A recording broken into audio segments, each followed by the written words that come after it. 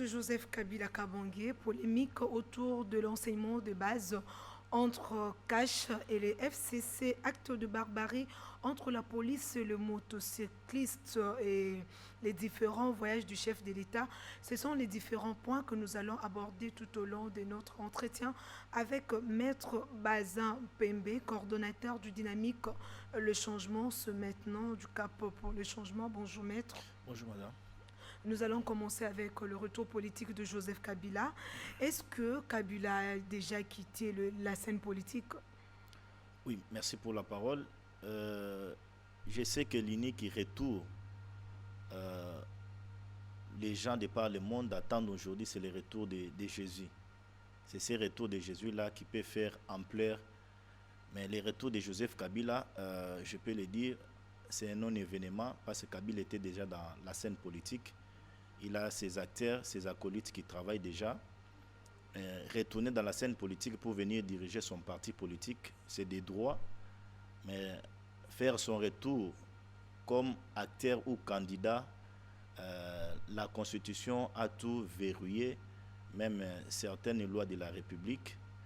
Lorsque vous prenez notre Constitution, dans son article 70, la Constitution donne un mandat renouvelable une seule fois à un président de la République, élu par le peuple.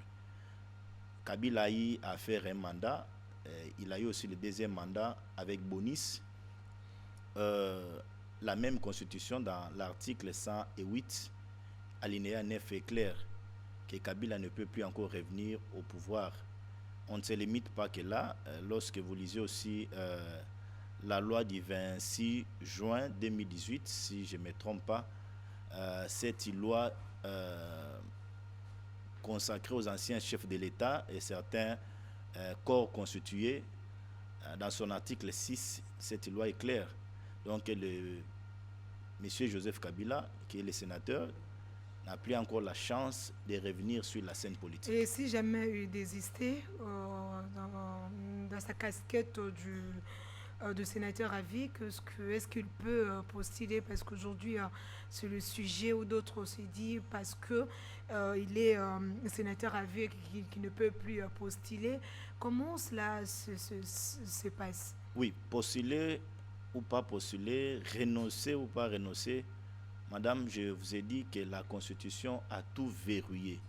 M. Kabila aujourd'hui peut retourner pour venir diriger son parti politique. Il peut perdre, être acteur politique au Sénat, mais revenir comme candidat, c'est l'absolu, c'est une évidence. Nous pouvons discuter, les différents doctrinaires donner leur pensée là-dessus, mais la Constitution a déjà tranché là-dessus. Même là où il est conscient, même son entourage aussi est conscient. Si il s'évertue aujourd'hui à faire certaines déclarations, c'est pour venir plaire à l'opinion. Croyez-vous que M. Joseph Kabila, qui a fait 18 ans au pouvoir, il n'a rien fait pour le Congo, pour les Congolais, et est revenu au pouvoir pour venir faire quoi? C'est-à-dire, les temps qu'il a fait au pouvoir, il n'a pas réfléchi pour faire avancer ces pays. C'est pendant ici qu'il y a eu l'alternance au pays qui peut venir encore changer quelque chose. Et si jamais on changeait la Constitution, qu'est-ce qui va arriver? Vous savez, les changements de la Constitution, c'est un processus. Je ne pense pas qu'avec cette législature et que nos députés, les connaissant bien, peuvent réfléchir sur les changements de la Constitution. Réfléchir les majoritaires aussi à l'Assemblée nationale, on le sait très bien. Si jamais il disait à ses députés, voilà, moi je vais retourner et veiller changer de choses, est-ce qu'ils ne vont pas l'écouter? Madame, nous avons un pays démocratique. Nous sommes dans la République démocratique du Congo. Les grands pouvoirs est remis entre les mains du peuple. Mais je ne pense pas que ces députés qui sont à l'Assemblée ont la force de plus que le peuple. Donc, moi, je ne vois pas M. Kabila, même nos députés qui sont aujourd'hui à l'Assemblée nationale, raisonner pour le changement de la Constitution en ce qui concerne l'article des 120. Donc je ne vois pas ces députés revenir là-dessus. Donc il peut revenir sur la scène politique, venir diriger son parti, mais être comme candidat, je ne le vois pas venir parce que c'est déjà verrouillé par la Constitution. Et parlons à présent de la polémique entre vous du Cash et FCC. Aujourd'hui, lors de la matinée politique d'Emmanuel Ramazan Shadari, il a dit que la gratuité de l'enseignement n'a pas commencé avec Félix Tshisekedi.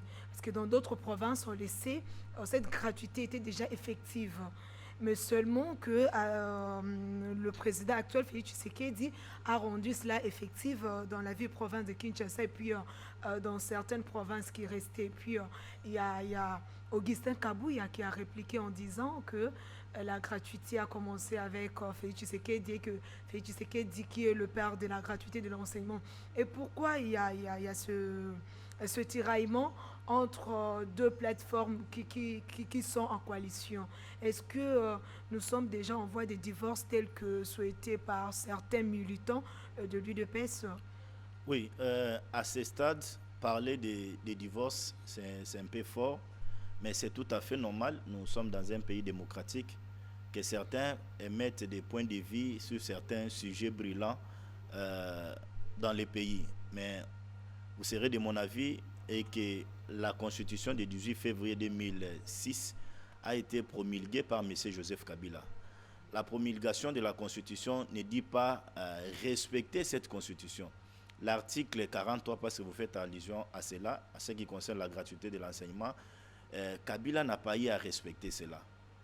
Dans certaines provinces, cette gratuité est effective, si on peut le dire. Madame, après la décentralisation, nous avons eu 26 provinces dans la République démocratique du Congo. On ne respecte pas la Constitution progressivement. La Constitution doit être respectée en totalité. Et lorsque vous parlez des deux provinces, donc c'était déjà la violation de la loi. Donc M. Kabila ne peut pas aujourd'hui prétendre se taper la main dans la poitrine et dire la Constitution a été respectée. Aujourd'hui, si vous passez dans les rues de Kinshasa, même à l'intérieur du pays, lorsque vous interrogez les gens, ils vont vous dire la gratuité est effective aujourd'hui avec Félix Antoine Tshilombo Tshisekedi. Parce que lorsque vous passez même dans les salles de classe, vous trouvez dans une salle de classe où il y avait 20 élèves et vous retrouvez cette classe de classe aujourd'hui avec 50, 70, 60. Et c'est là donc, où ça pose un peu de problème, maître. Une classe de 20 personnes, aujourd'hui on se retrouve avec 60 élèves. Vous pensez que tous ces enfants vont bien étudier avec toutes les conditions que nous connaissons? C'est pour vous faire voir que la gratuité aujourd'hui avec Félix, mais ça c'est aussi un problème.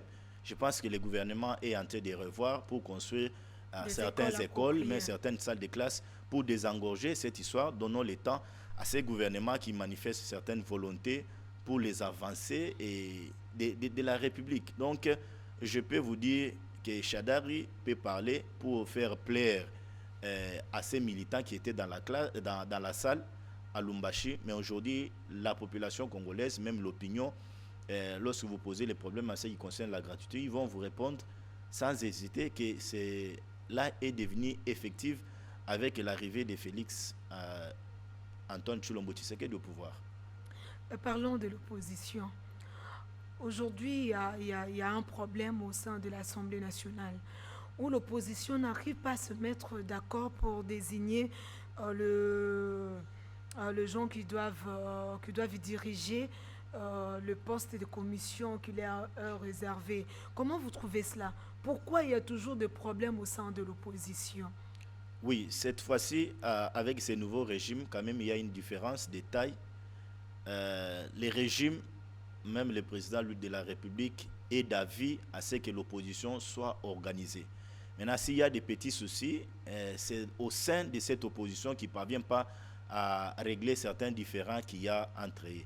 Alors que la Constitution autorise à ce que l'opposition soit organisée, que l'opposition ait un porte-parole, que ce porte-parole-là qui peut directement être l'interlocuteur direct avec les institutions en place. Mais nous trouvons que la situation n'avance pas. J'ai suivi certains députés dire qu'au sein de l'opposition, il y a certains qui veulent se faire voir qu'ils sont supérieurs aux autres. C'est toujours le problème de l'opposition. Même l'UDPS, quand vous étiez encore dans l'opposition, ça posait toujours des problèmes. Donc c'est comme si c'est en RDC, il y a toujours des problèmes au sein de l'opposition. Non, je disais, avec le régime Kabila, il n'y avait pas cette volonté-là d'organiser l'opposition pour qu'il y ait un porte-parole de l'opposition.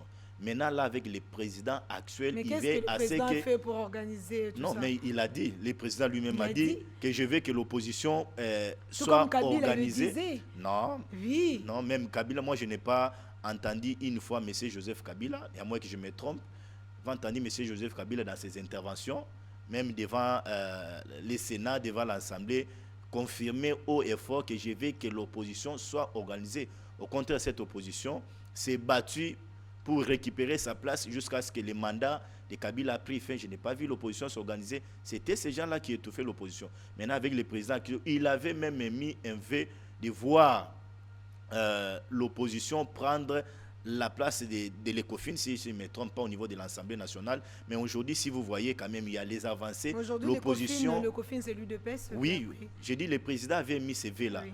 Mais après, lorsqu'ils ont débattu, ils ont compris que ça ne valait pas. Il fallait remettre à d'autres personnes. Mais quand même, aujourd'hui, l'opposition a certaines commissions importantes oui. au sein de l'Assemblée. Il faut féliciter même certains membres de l'opposition. Je les ai suivis. Donc, remercier aussi les institutions quant à ça. Donc, je peux vous dire, conseiller aussi à nos amis de l'opposition, c'est le temps de s'organiser. Ils doivent mettre les égos à côté. Parce que si vous voyez aujourd'hui la Constitution, sur base aussi du nombre de députés qu'il y a au niveau de l'Assemblée nationale, on peut d'un coup voir que c'est ensemble de Moïse Katumbi Tchap aujourd'hui qui a la majorité des députés. Donc, c'est là où les problèmes posent. Donc, moi, je demanderais à nos amis de l'opposition, des députés, parce que c'est un pouvoir qui leur revient, de s'organiser le plus vite possible et nous donner un porte-parole de l'opposition et que toutes ces commissions-là soient constituées pour les avancées de la République. Et aujourd'hui, Moïse Katumbi a fait la tournée, disons, safari à l'est de la République démocratique du Congo, où il a dit que c'est lui qui se sent qui n'est pas dans l'opposition puisse faire quitter ses députés de l'Assemblée nationale. Vous, en tant qu'analyste politique, comment vous jugez ce propos? Vous savez, madame, moi j'ai salué lorsque j'ai suivi cette déclaration de la part de M. Moïse, parce qu'il est dans la logique de l'opposition républicaine. Certains se sont lancés à faire une opposition sans nom.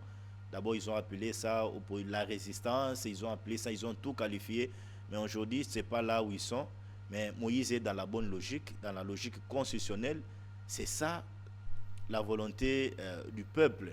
Nous voulons qu'il y ait ces contrepoids-là. Nous voulons voir un monsieur fort pour avoir des pics vis-à-vis de certaines autorités du pays, vis-à-vis de certains ministres qui se comportent mal.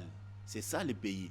Je l'ai aussi suivi. D'abord, il faut aussi les souligner, remercier cette volonté-là, cette démocratie-là qu'il y a aujourd'hui dans notre pays. Vous voyez Moïse circuler partout, sans incident, sécurisé par les policiers de notre pays. Il faut encourager cela. C'est cette démocratie-là que nous voulons voir au pays, au lieu d'appeler les gens dans tout le temps, sortons, marchons, brûlons. Nous n'allons pas constituer les pays avec déjà des propos, mais déjà des comportements. L'opposition, elle est constitutionnelle. Appliquons les voies qui nous sont données par la Constitution et nous allons faire avancer la République démocratique du Congo. Changeons de chapitre pour parler à présent des incidents qui s'est déroulés la semaine passée. Est-ce que le général Kassongo prend aussi le temps de pouvoir bien former le policier? Parce que voir le policier tirer sur les civils, des fois, ça fait mal. Ça fait mal, d'autant plus qu'on sait que la vie humaine est sacrée. Comment vous avez pu analyser tous ces incidents? Oui, d'abord nous déplorons. Nous sommes de cœur avec les familles qui ont perdu les leurs. Il y a aussi un aspect qu'il faut souligner. Je reviens toujours sur la Constitution. Lorsque vous lisez notre Constitution dans son article 16, cette disposition est claire. L'État a l'obligation de protéger ses citoyens. Lorsqu'on parle de l'État, on voit directement les policiers ou bien les soldats qui sont appelés à nous protéger. Mais si aujourd'hui la population doit avoir peur vis-à-vis de ces policiers, c'est quelque chose qu'il faut condamner. Mais nous pouvons qu'interpeller l'État pour que l'État puisse encore instruire nos policiers de faire le travail correctement, de sécuriser cette population au lieu de, comment je peux dire, tirer à bout portant cette population, c'est pas une bonne chose. Mais je ne vois pas comment on peut directement jeter cette responsabilité entre les mains du général. Bien sûr que ce sont ces policiers qui sont sous son contrôle, mais il faut dire qu'après un temps, depuis les changements au pouvoir, depuis cette alternance, le général Kassongo, ça va, il essaie de bien faire son travail, donnez-nous le temps. Je pense qu'avec tout ce qu'il peut y avoir comme conseil, il pourra ajuster. Je l'ai vu, il a réuni ses soldats, ses policiers, pour leur prodiguer des conseils et donner les instructions fermes. Espérons qu'ils vont respecter cela. Nous n'allons pas voir tous ces comportements barbares que nous sommes en train de voir. Alors que dire de la population aujourd'hui? On voit quand il y a un incident, il y a la population qui s'apprend toujours au transport en commun. Aujourd'hui, on le sait très bien que nos autorités ne prennent pas le bus Transco, esprit de vue, tout consort. Et quand la population s'en prend toujours comme ça, ils ont brûlé un esprit de vie, ils ont brûlé un Transco. Aujourd'hui d'ailleurs, du côté des Matadi Kibala, il y a eu un incident où la population a brûlé un véhicule qui venait de Lufutu consort. Quel conseil pourriez-vous donner à toutes ces personnes qui font ce genre de choses? Madame, nous avons intérêt à dire à cette population d'être responsable avec certains actes qui ne sont pas conformes à la loi. Vous savez, lorsque vous hasardez à brûler un bis, d'abord sur le plan pénal, c'est condamnable. C'est de la destruction méchante. Vous pouvez aussi être poursuivi pour les autres préventions. Mais il n'y a pas que la population, il y a aussi un problème dans les chefs aussi de nos motocyclistes, appelés communément Wewa. Nous pouvons aussi conseiller à ces responsables de comprendre qu'ils ont les unités de production. Ces motos-là sont les unités de production. Donc, ils doivent utiliser ces engins-là en bon père de famille au lieu de se livrer dans tout le temps dans certains actes qui ne sont pas commodes à la loi. S'ils sont respectés, même cette population aussi va les respecter. Même la population aussi est appelée aussi à sécuriser ces biens de l'État. Lorsque vous voyez quelqu'un en train de voler, en train de détruire, vous l'arrêtez, vous l'amenez devant certaines institutions compétentes, et s'il y a à les traduire directement dans une procédure de flagrance, et puis l'État les punit et il se retrouve à Makala, il sera éduqué. Merci beaucoup, maître. Merci vraiment. Merci à vous, fidèles téléspectateurs de Vainqueur Télévision, vous qui nous suivez de partout. J'espère que vous avez compris que c'est la fin de cet entretien. Merci à tous de nous avoir suivis. Bonne suite de programmes sur nos antennes. D'ici là, portez-vous bien et à la prochaine.